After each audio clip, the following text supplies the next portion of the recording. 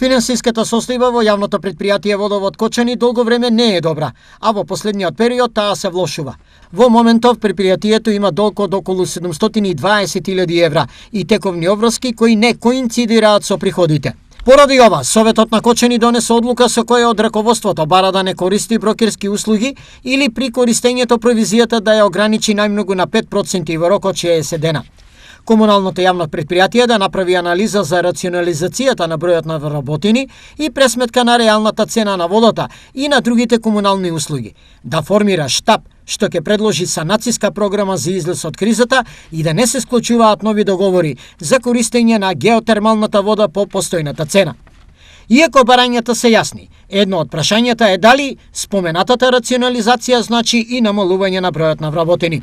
Ние во овој момент се уште немаме конкретен план за тоа како би се рационализирале вработените.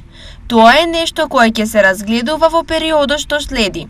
Морам да потенцирам дека имаме клучни позиции, неопходни за функционирањето на предпријатието, кои не можат да бидат рационализирани.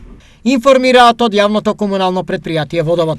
Состојбата во Водовод не е многу поразлична од останатите јавни предпријатија, па реално е да се очекува кризни санациони програми да се спроводат и таму.